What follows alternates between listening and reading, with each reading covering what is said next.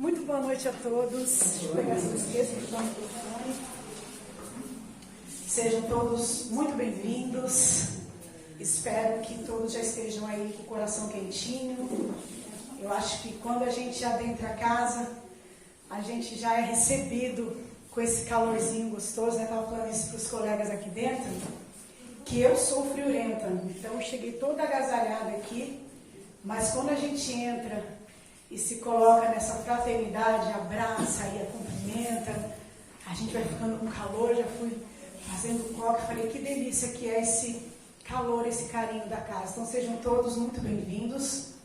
E em primeiro lugar eu gostaria de pedir para que todos se colocassem agora numa sintonia de prece, colocar na nossa mente o Mestre Jesus, que nos acolhe, que nos abraça, que nos ouve, que nos ensina a todo momento.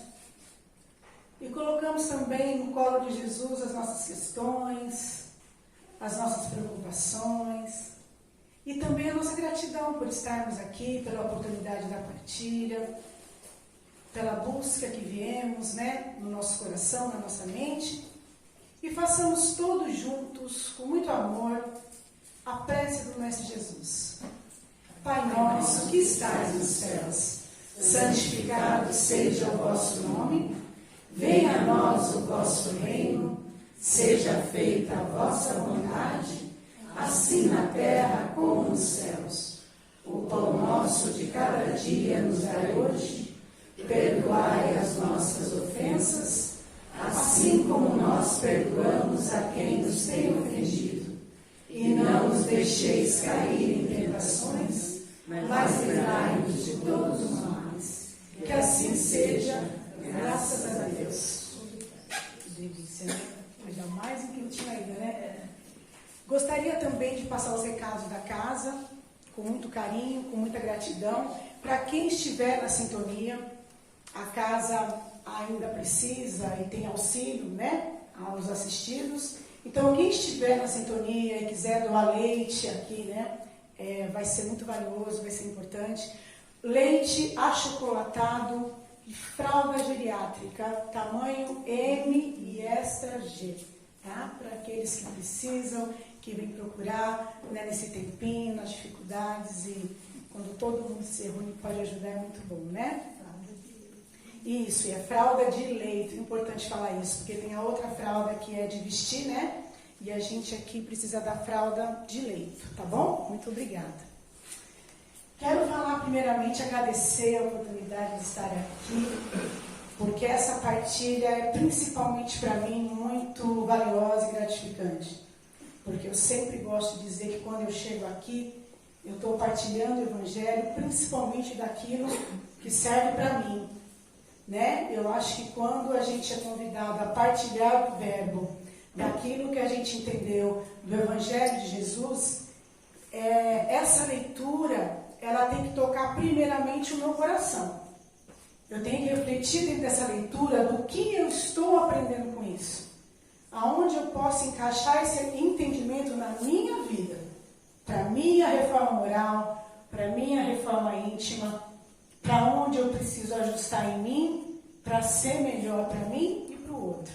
Então eu agradeço de coração a partilha, a fraternidade, porque a gente tendo essa consciência, fica melhor de falar disso e de fazer com que isso seja entendido, né? Eu queria falar hoje de uma leitura do Evangelho, porque eu estava fazendo uma leitura de um livro. Eu estava lendo aqui já fazia um tempo, estava com dificuldade, então eu decidi dar um apego mesmo. Mas antes disso, eu queria lembrar do quanto a leitura, para mim, é algo que me acalma desde criança, me traz entendimento desde criança. Quando eu abri o Evangelho hoje para ver o que eu ia partilhar aqui, me veio essa memória, que foi uma memória de que quando eu era criança, nós não tínhamos TV em casa. A Roseli Raposo Tavares, né? Eu morei em Raposo Tavares, tem gente aqui que deve conhecer, e a gente era muito humilde, não tinha TV, não tinha sofá, era tudo muito escasso, assim. E minha mãe, quando ela ia estudar à noite, ela pegava os livros da biblioteca que ela achava que dava para eu ler, entender e trazia. E papai era analfabeto, ele não lia, ele não sabia ler. Então, quando eu comecei a entender o que era leitura, eu tinha 7 anos por aí. E eu me lembro que na época minha mãe trazia umas fotonovelas em preto e branco, nas revistas assim, e os livros clássicos, né? Mágico de Oz e tal. E ela sempre tentava achar umas gravuras, assim, para que eu pudesse me inteirar da leitura. E quando eu comecei a entender aquilo e viajar naquele mundo da leitura, a primeira coisa que eu quis fazer foi partilhar com o meu pai. Porque ele olhava aquilo e aquilo ficava perdido, né? Ele se sentia até assim, tipo, ele sempre repetia que ele era ignorante. Eu sou ignorante porque eu não sei ler. Eu não entendo disso. Ele sempre falava isso. E eu naquela idade, eu falei, então eu vou ler para você. E aí eu lia para ele, e aí eu fui crescendo, a gente sempre partilhou a leitura, ele sempre ouvia e falava, olha, isso aqui eu entendi isso aqui e tal, né? Cresci, hoje tenho filhos e sempre partilhei a leitura e eles partilharam a leitura deles comigo. Então eu acho a leitura muito importante no sentido de que às vezes essa leitura aqui, pode ser que quem esteja aqui nunca tenha visto a passagem dessa leitura no Evangelho. Ou passou, mas não lembra. Então, quando eu leio aqui, ou vocês leem em casa, ou leem para alguém, vai despertar o quê? O conhecimento e o entendimento, né, daquilo. Então, hoje, quando eu abri nesta leitura do capítulo 8 do Evangelho, que é bem-aventurado os puros de coração, eu já acho uma leitura deliciosa, porque ela traz para a gente a reflexão sobre aquilo que sentimos de verdade. Quem somos nós na nossa essência? O que na vida a gente faz no automático e o que a gente faz baseado na nossa consciência, no nosso coração, na nossa essência. De que forma a gente está trazendo o ensinamento, as leituras, as experiências para a nossa vida. Eu tentei encurtar aqui porque é um capítulo grande, mas é um capítulo muito bonito, especial, de fácil entendimento. Então eu vou fazer a leitura primeiro e depois a gente fala um pouquinho sobre isso, tá bom? Enquanto Jesus estava falando, isso é do capítulo verdadeira pureza e mãos não lavadas. Eu me lembro que quando eu fiz a primeira vez essa leitura, eu falei, nossa, mas que título, né? E eu já li essa leitura algumas vezes, e todas as vezes que eu venho aqui, eu aprendo algo diferente nesse capítulo. Então, esse texto, verdadeira pureza e mãos não lavada, começa no 8, mas eu vou começar a leitura no 9.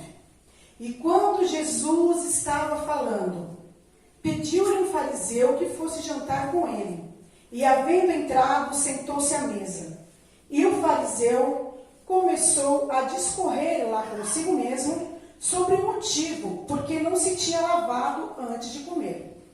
E o Senhor lhe disse, agora vós outros, os fariseus, limpais o que está por fora do corpo e do prato, mas o vosso interior está cheio de rapina e de maldade.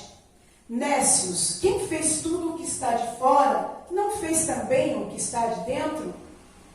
Os judeus haviam negligenciado os verdadeiros mandamentos de Deus, apegando-se à prática de regras estabelecidas pelos homens e das quais os rígidos observadores faziam casos de consciência. O fundo muito simples acabara por desaparecer sob a complicação da forma. Como era mais fácil observar a prática dos atos exteriores do que reformar-se moralmente, de lavar as mãos do que limpar o coração. Os homens se iludiam a si mesmos, acreditando-se quites com a justiça de Deus, porque se habituavam a essas práticas e continuavam como eram, sem se modificarem, pois lhe ensinaram que Deus não exigia nada mais. Eis porque o profeta dizia, é em vão que esse povo me honra com os lábios, ensinando máximas e mandamento dos homens.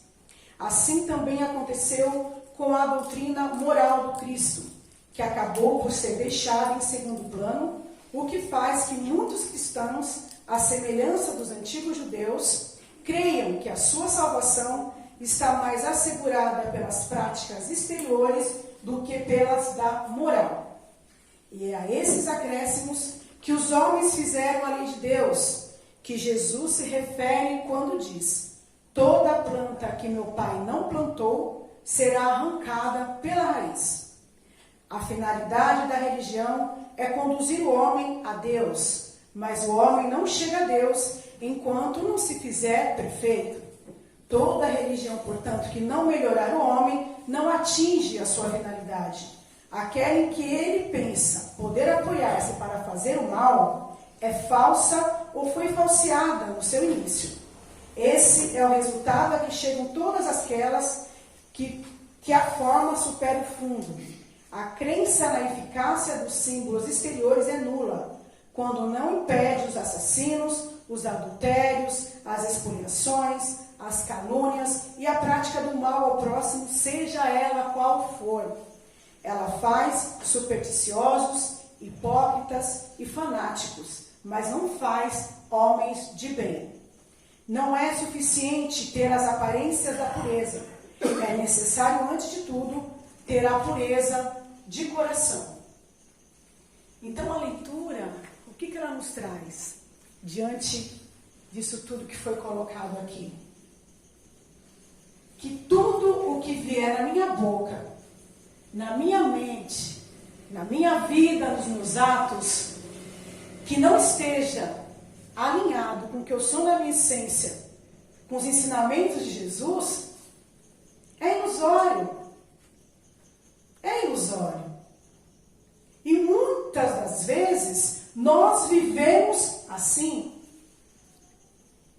A gente diminui o valor importantíssimo de ser responsável por tudo aquilo que pensamos, que falamos, que fazemos, porque é muito mais cômodo e fácil colocarmos a responsabilidade em todo o restante. Nas pessoas à nossa volta, nos nossos familiares, no lugar onde a gente vai procurar conhecimento, a gente acaba deixando para o outro a responsabilidade do que é nosso. Então, a partir do momento que a gente procura a igreja, seja onde for, a gente procura um grupo, seja onde for, e espera que ele traga a resposta que cabe a nós procurarmos em nós, nós estamos sendo ilusórios. Porque ninguém muda ninguém. Ninguém ajuda quem não quer ser ajudado. Porque nós viemos dotados de quê? De inteligência, de sensibilidade, de percepção. Temos a todo momento, e temos consciência que pedimos para estar aqui, encarnados, para ajustar as nossas questões, para parar nossas arestas, com a consciência da reformação moral. O que é se reformar moralmente? O que é a gente se reformar intimamente? É olhar para aquilo que em nós precisa ser mudado. Nós sabemos exatamente o que é. Então, quando a gente vai para um templo, para uma igreja, para uma reunião, nós estamos indo para buscar o auxílio do que podemos enxergar em nós. É muito importante isso. Isso é muito valioso. Tudo começa em mim. Eu responsabilizar qualquer outra pessoa para não olhar para aquilo que eu fiz, ou para aquilo que eu preciso ser, para aquilo que eu preciso melhorar. Entender que eu estou aqui para dar o melhor de mim, e o melhor de mim vai vibrar para que eu receba o melhor do outro e da vida e das situações. Então, quando alguém fala algo para a gente, e a gente pega isso e encaixa na nossa vida, sem questionar, fé raciocinada, deixa eu entender isso aqui que estão me falando. Será que cabe dentro de tudo que eu sinto, do que eu sei de Deus na minha vida, do que eu sei dos ensinamentos do Cristo?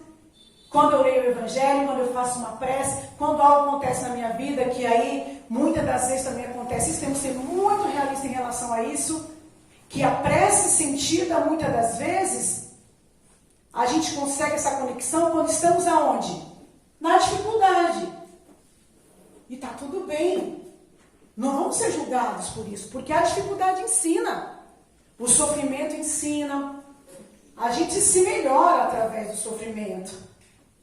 Quando a gente aprende isso na vida, a gente também começa a olhar o quanto abençoados somos naquilo que ainda não sofremos.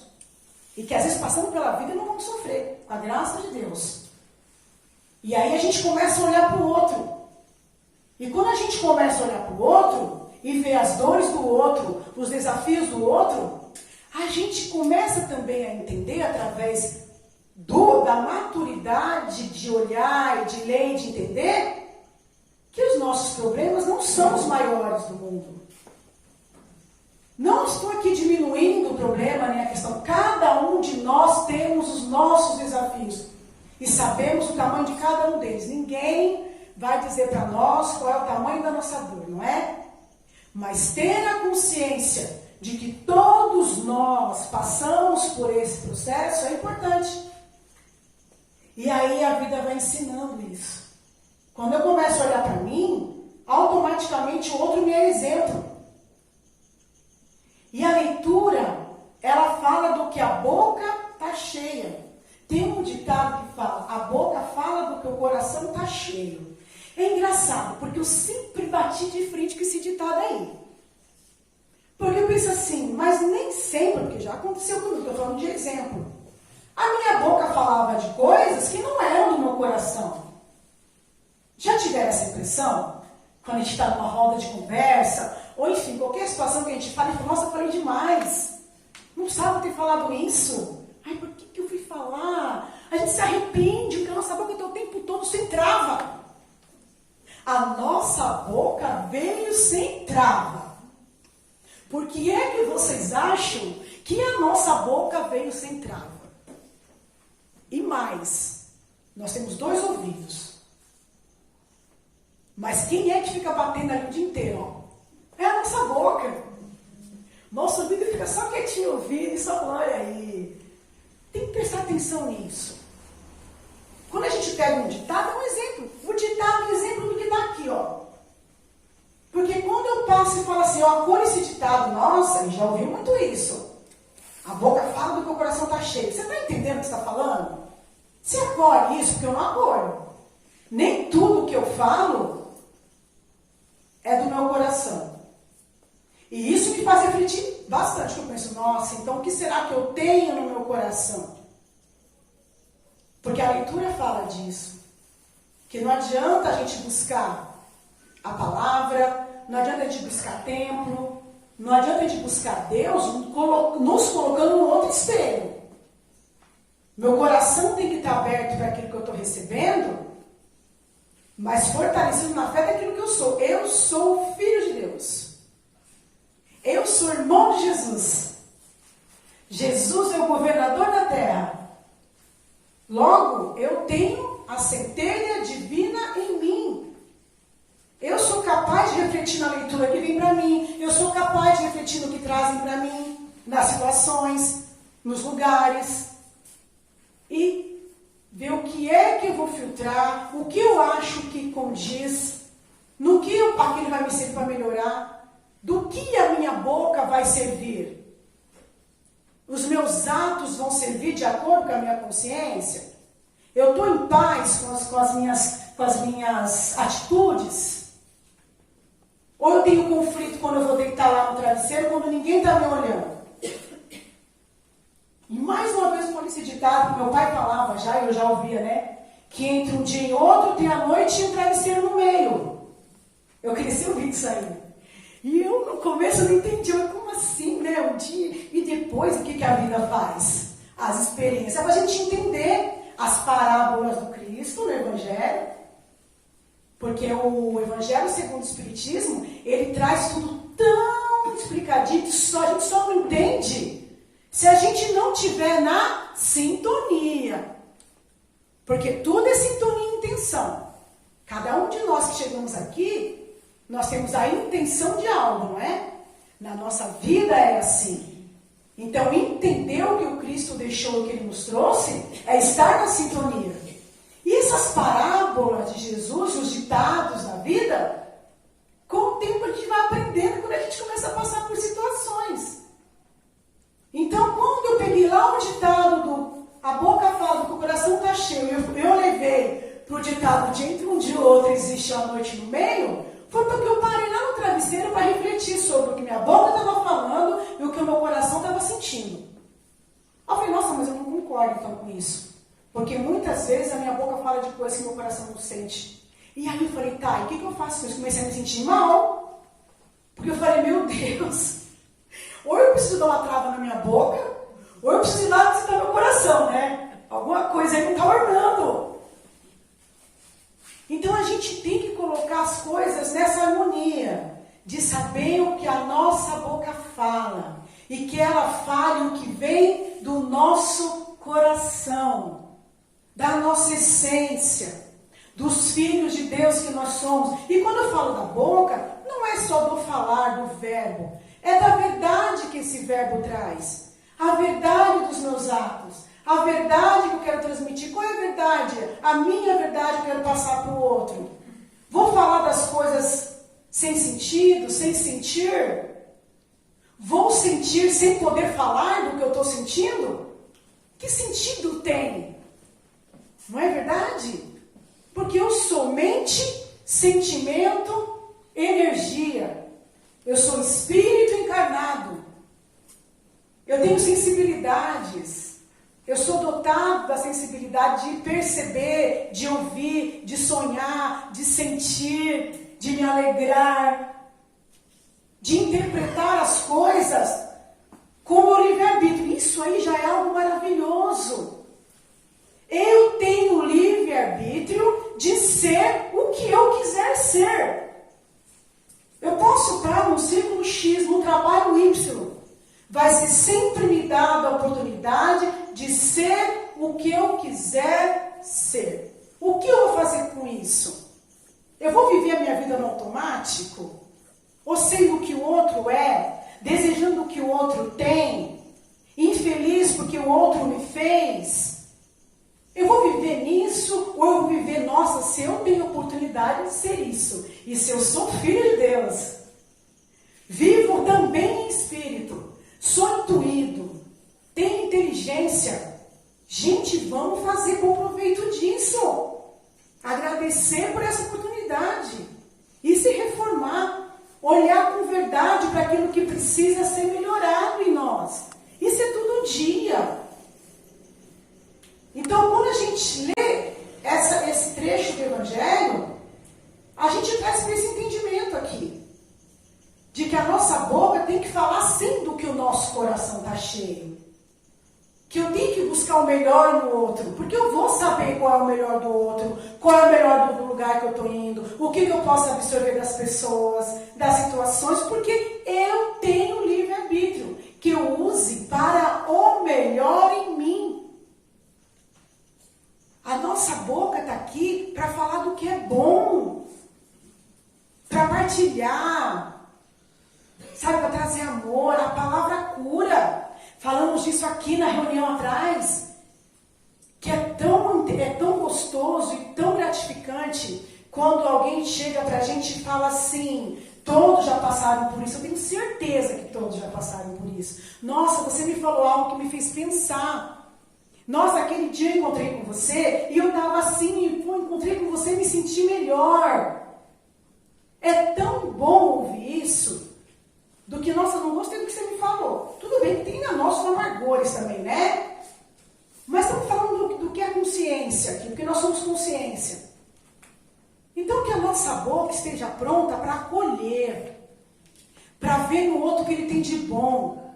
Se o outro não está vendo o que eu tenho de bom, é com ele.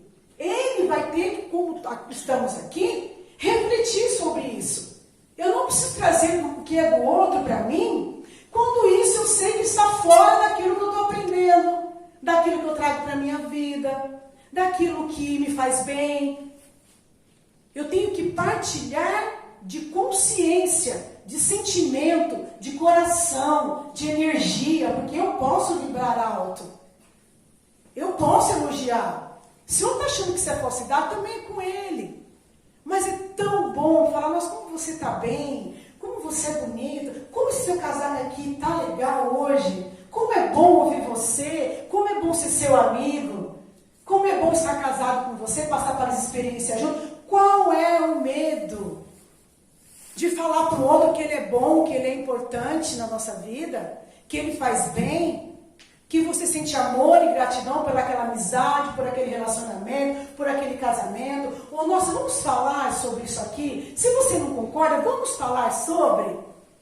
Gente, essa frase é maravilhosa. Quando alguém me traz algo que causa dúvida, ou vejo que causa... Você quer falar sobre isso? Vamos falar sobre isso, eu quero entender o que você... Qual é a sua visão? O que te está trazendo conflito? Então, que sejamos, e falamos, e verbalizamos, e sejamos o que o nosso coração transborda. Sabe? Que sejamos a verdade em nós. Que possamos sentar à nossa mesa da vida, servindo o melhor de Jesus em nós. Porque não tem coisa melhor na vida do que a gente entender que somos errantes, sim. Mas que podemos nos reformar sempre, sempre. Para finalizar, tem um trecho que eu vi hoje de Valdo, nos vídeos de Valdo Franco, que é uma pessoa apaixonada. E nesse texto, ele fala algo que me deixou muito reflexiva e agradecida. Porque no meio ele fala, ele tem Joana de Ângeles, né? Como a companheira de existência que faz com que ele... E ele fala, Joana de Ângeles sempre me pede que eu nunca diga as palavras pecado, porque o pecador tem que ser punido, nem culpa, porque o culpado tem que ser reeducado, mas que eu diga responsável. Eu sou responsável. Sou responsável pela minha doação e sou responsável pela minha não doação da verdade. Olha essa frase. Eu sou responsável pela verdade em mim. Não é pela verdade do outro, é pela minha. O quanto de verdade da minha essência eu estou doando para o outro. E doando principalmente para mim. Porque se eu sou verdadeiro comigo, desde as minhas qualidades todas, porque nós temos várias, mas também temos os nossos defeitos, essa é a minha verdade. Partilhar dela, eu vou estar aprendendo e fazendo com que aprendam comigo. Né? Viver na ilusão é uma atrás de vida. Porque quando a gente vai lá deitar no travesseiro, a gente sabe onde estamos sendo, na grande maioria das vezes, aonde estamos sendo ilusórios. E se soubermos disso, que tenhamos tempo da corrigenda. De falar assim, nossa, eu já percebi isso em mim, então eu quero melhorar aqui. E aí você vai ter toda a tua espiritualidade amiga te ajudando na sua corrigenda. Desde a família espiritual, o seu mentor, vão te assinalar o caminho, vão te fortalecer, vão te acolher o coração, vão te mostrar vários sinaizinhos no dia a dia que vai te falar assim, nossa, olha aí. Fiquem atentos para ver. Eu sugiro mesmo, de verdade, que a gente olhe para isso e peça o auxílio da espiritualidade amiga, da nossa família espiritual. Me ajuda aqui a olhar no que eu preciso corrigir. Vocês vão ter um sinal. Isso vai fortalecer e vai nos levar para frente. E aí lá a gente fala, nossa, lá atrás eu passei por aquilo, eu tive aquele auxílio e eu me lembrei disso. E aí você divide com o outro, para que o outro possa olhar para o dele também. E assim a gente vive na corrente da evolução, auxiliando uns aos outros dentro do amor, da luz, da consciência. Eu agradeço muito esse momento, porque ele me faz refletir em mim. Então, estar aqui partilhando me faz sentir muita gratidão. Que Jesus abençoe a todos nós, que todos que estiverem aqui, encarnados e desencarnados, que possam levar para suas casas o que vierem buscar, de acordo com o seu merecimento. Boa noite a todos. Muito obrigada.